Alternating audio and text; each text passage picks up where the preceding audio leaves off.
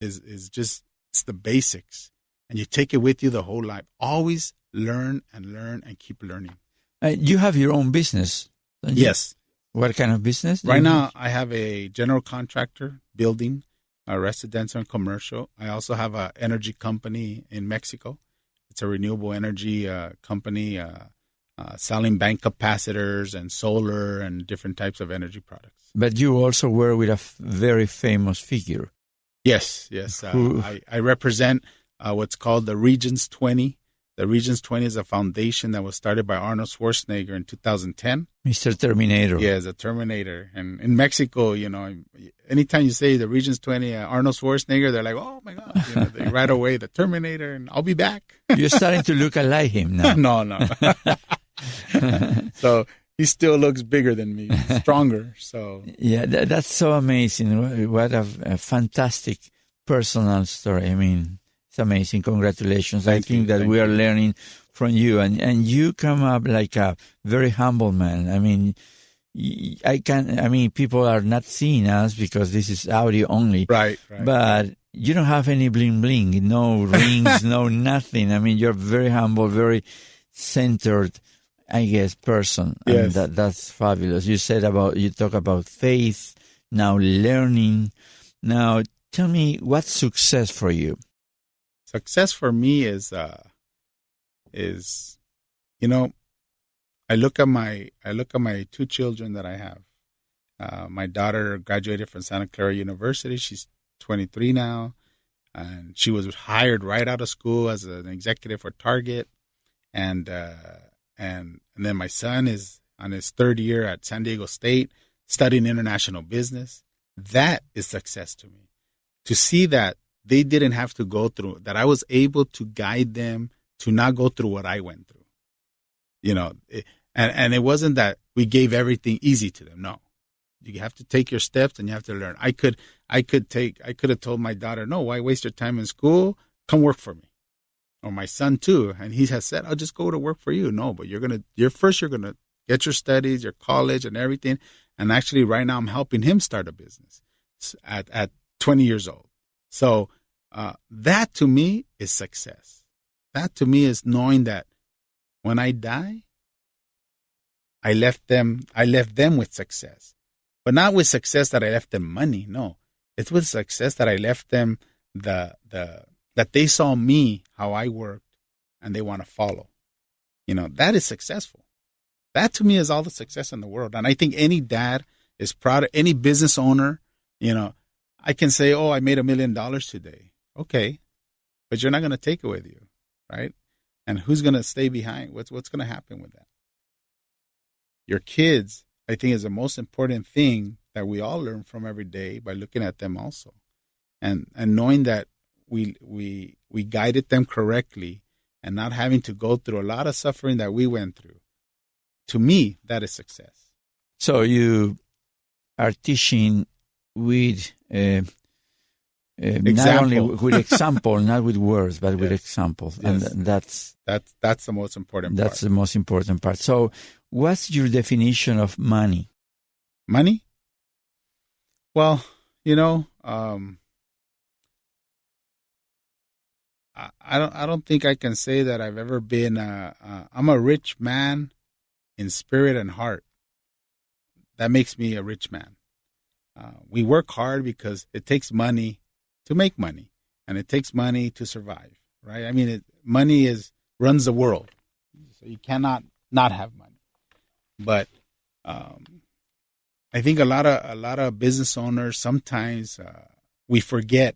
Money makes us forget where we came from, and I help a lot of business owners. I work with a lot of business owners, and there's those business owners that will make a lot of money and give back to the community, give back to nonprofits, give back to different, things that are going to help, right, socially. And I think that's the main reason. I want to make money because that's what I want to do. How do you balance your business life and the family life? What is your advice for the entrepreneurs? Because we as entrepreneurs, we have to work 12, 14, 16 hours, and then we forget the family. We forget that our kids are growing. We will I mean, miss that opportunity that never returns. Yes. So what's your advice for, achieving that balance? Well, as my kids were growing up, when they were small, and my son was in all the sports, soccer, a little bit of baseball, but mostly soccer, football, and as they were growing up. And then my daughter always in ballet and always in dance and always in singing and all this, both of them. So I always said to myself that I don't want to be that dad that they don't know. And I don't want to be that dad that never spent time with my kids. Because, my dad left when I was like 5, 6 years old, my real dad. And then so it was tough growing up with a stepdad. It was different. It's not always the same because you're wondering, right? And but I never wanted that for my kids.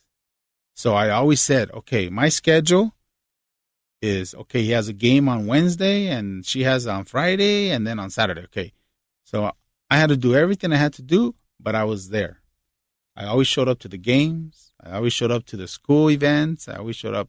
I made it a point to be there and work my schedule around their schedule. That was the most important thing to me, so that I can say today that I spent time with them. And I think that also affects how they grow up, right? And there's a lot of us business owners that we forget about that. We're working, and we forget about the kids, or we forget about the family. But we have to balance that. We really have to make that a part of their life, a part of everything, and everything will work out. Your business is going to be you're going to be very successful as long as your family's happy, as long as your kids are happy, everybody's happy, then your business will be successful.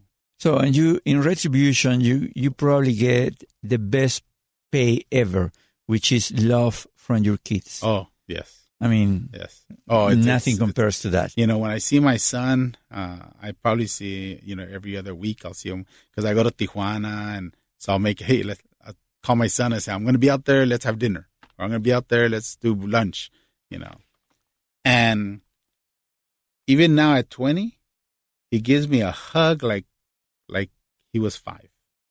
And I feel it, So it tells me he misses dad, even at that age. So it makes you feel really good that they still feel that way.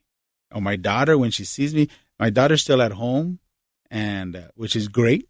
So I tell her, take your time. No, nobody's rushing you out, And I see her, maybe she works late night sometimes, but when we see each other, it's still daddy, and still get those kisses and those hugs from her, and that make you feel good.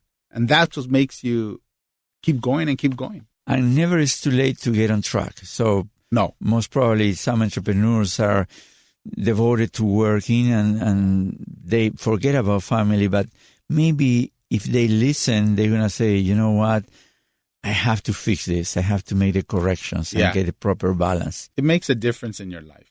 Completely difference in your life. Because I don't think money gives you happiness, doesn't it? No, it doesn't.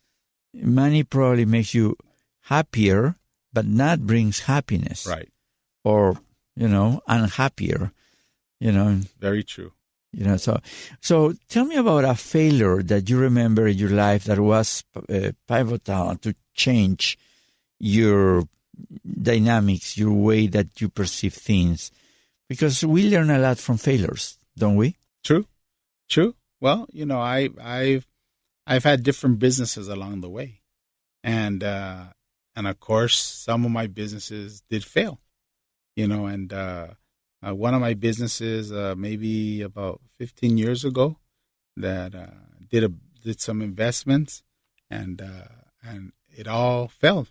I was at the point of bankruptcy, and but that didn't stop me. What happened is I was probably down to like my last maybe $800, and I said, what am I going to do now? And this was actually the time when the economy was going down. 13 years ago, when the economy was going down, the bank had called the loan that I had, a business loan. I didn't have to pay it, so they came after me for that, and then my business, everything was just going down. What do you learn from that experience? Well, back then I also had the relationships that I do have now. I had the relationships where I probably could have fixed it faster. But I went with the experience. I said, you know what? There's a lot of small businesses out there that are going through what I'm going through. And I wouldn't have the experience if I would just say, okay, let me call my relationships at the bank. Let me call my relationships politically. I'll fix all this, right? And those guys out there don't have all that. So I thought to myself, I can imagine what they're going through without having the relationships to fix these things, you know? So I went through the experience, and it took years and years and years. But, you know, what happened then is I actually back then told my wife, I'm going to China, because I saw, like we said, we're learning. So I went to this one summit that had to do with that renewable energy. And I saw solar was coming in, LED lighting was coming in. All that was just starting. So I got on a plane. I went to a big show in Hong Kong and came back, opened the LED lighting company, and got my first order from a big company in Mexico called Sucarne. It was like a $70,000 order. And boom, that started my trail back again. So I did not give up. So what's the difference between relentlessness and pivoting or stubbornness? Sometimes you're stubborn and you say, no, I'm relentless, and you're stubborn, going in the wrong direction. Right. When is the right time to pivot? You know, for me, it was actually a time when it was a desperate time, right? We all get desperate at a certain point.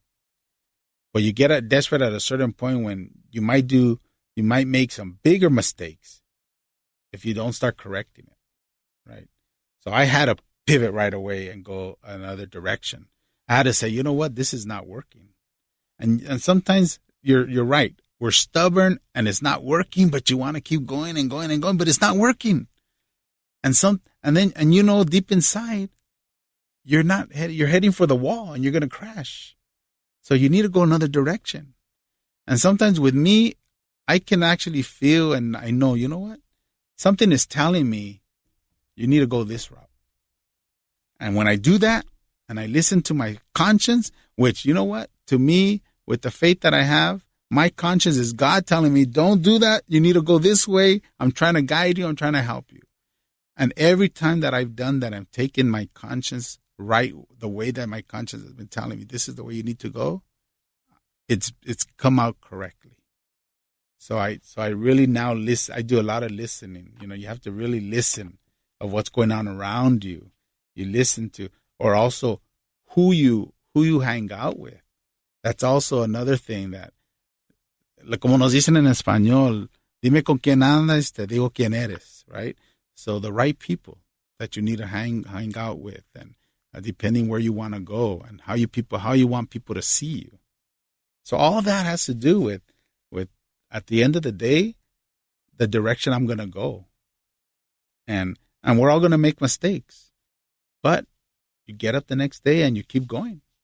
Right. If you give up, you know, you're never going to make it. Yeah, you have to be relentless in the pursuing of goals. Exactly. But you also have to be wise enough to stop and pivot when you find that actually that's not the direction or the right direction. But also it's very complex because in the same token we have passion. So you have to go with passion, which usually is not very rational. So passion is, you know, the opposite to rationality. And so that balance makes us as entrepreneurs, and it puts us in a very difficult situation because we have to be relentless in pursuing our goals. But at the same time, we gotta have passion to do it. But and on top of that, we have to be able to pivot, to stop and change directions, adjust. Correct. So it's very difficult, isn't it? Correct. It is. It is. So how are you going to be successful being an entrepreneur with all these requirements because you hate the 9 to 5? So, you know, the quote unquote stability, but you hate it. And now you got to be successful. So it's a big challenge, isn't it? It's a big challenge. It's not easy because, you know, we're working, like you say, it's not 9 to 5. And all the entrepreneurs that I speak to and I tell them, they're like, oh, I want to have my own business. They're all excited to have their own business. But I tell them, it's not very exciting to have your own business. I said, because starting your own business and working every day, you're working 12, 15 hours a day, and you're working Saturdays, and you're working Sundays.